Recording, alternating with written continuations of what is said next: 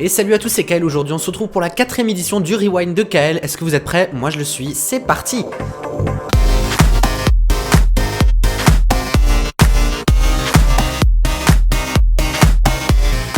Attaquons de suite cette nouvelle semaine par le premier sujet, l'erreur 53.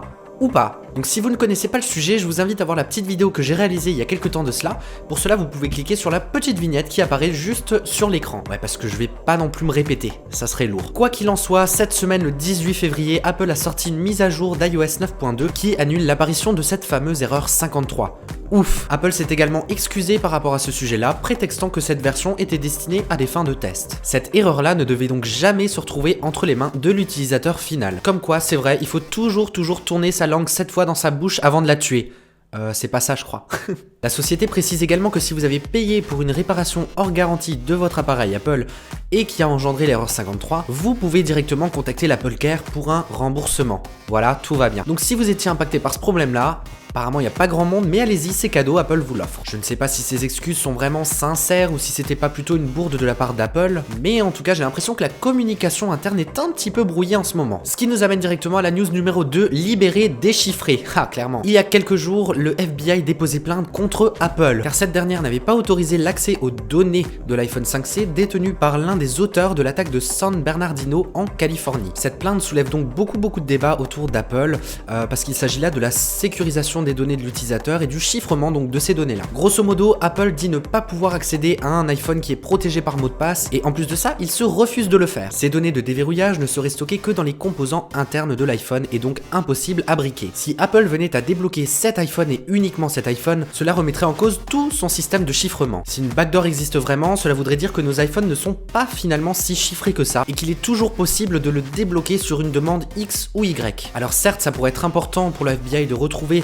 des données qui seraient potentiellement sur cet iPhone, et ça pourrait peut-être même éventuellement faire grandement avancer l'enquête, mais il s'agit quand même de la liberté de tous les utilisateurs qui est mise en péril à ce niveau-là. Reste à savoir l'issue de cette plainte, bien entendu on en parlera ensemble une fois que l'issue sera prononcée. En attendant, ce qui est bon de savoir c'est que Facebook, Google et même Microsoft se rangent du côté d'Apple pour ce cas-là. Comme dirait l'autre, affaire à suivre. News numéro 3, est-ce qu'Apple Pay va finalement sortir en France cette année? Eh bien c'est possible, oui clairement c'est possible. On tient clairement le bon bout, puisqu'en fait Apple a lancé son service Apple Pay en Chine cette semaine, et les rumeurs disent que Apple Pay serait potentiellement disponible en France courant de cette année. Alors a priori nous devrions avoir plus de détails pour la WWDC 2016 qui aura lieu en juin, donc ça devrait se faire en même temps que la présentation d'iOS 10. Les discussions seraient encore en cours et pour l'instant ne concerneraient que les utilisateurs d'American Express résidant en France, ce qui pour ne pas dire réduit largement le champ d'utilisateurs. On sait que Apple privilégie beaucoup la France dans ses sorties et dans les lancements de ses produits, mais les discussions et les accords avec les banques françaises seraient très difficiles à obtenir.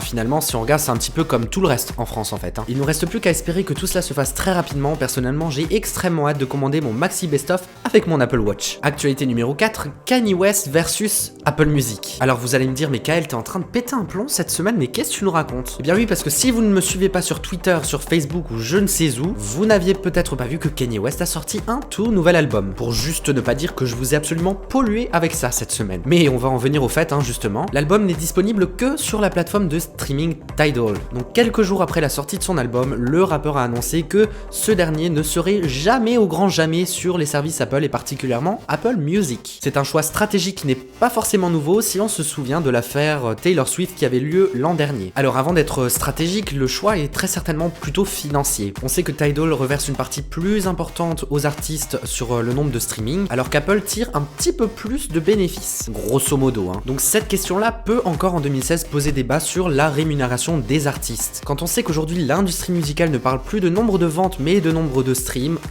on se dit que c'est assez important. Cela vaut bien évidemment pour les petits artistes qui émergent ou bien pour les gros artistes qui en ont déjà pas mal dans les poches. Comptez sur moi, c'est encore quelque chose que je vais surveiller de très près et je ne manquerai pas de vous donner l'info si cela change. On passe désormais à la 5e et dernière actualité et c'est assez court cette semaine, il n'y a pas eu grand chose finalement. Skype ouvre la vidéoconférence sur les appareils mobiles et tablettes. Breaking news, ceci est une révolution, arrêtez de vivre, c'est fait. Enfin je dis ça mais pour l'instant c'est pas encore disponible sur FaceTime. Alors jusque là il n'était possible de faire de vidéoconférence seulement depuis un ordinateur avec avec 25 personnes au total, ou 24 je crois, je sais plus exactement. Mais à partir du mois de mars, il vous sera désormais possible, en utilisant votre téléphone ou votre tablette, de créer une vidéoconférence à 10 personnes. Alors cela peut être très pratique pour un usage professionnel, pour une conf call par exemple, ou sinon pour un usage un peu plus privé, parce que tous les membres d'une famille n'ont pas forcément chacun un ordinateur. Alors reste à savoir comment ça va fonctionner, est-ce que cela ne va pas demander beaucoup trop de ressources pour le téléphone, que ce soit en data ou bien directement en performance. J'essaierai de vous faire un petit test et puis je vous en parlerai bien entendu. Et voilà les amis, c'est déjà terminé, on vient de faire le tour des actualités les plus marquantes de cette semaine. Si vous avez retenu d'autres actualités, n'hésitez pas à me les mettre dans les commentaires pour qu'on en discute ensemble. En attendant, on se retrouve la semaine prochaine comme tous les samedis à 14h pour un nouveau Rewind.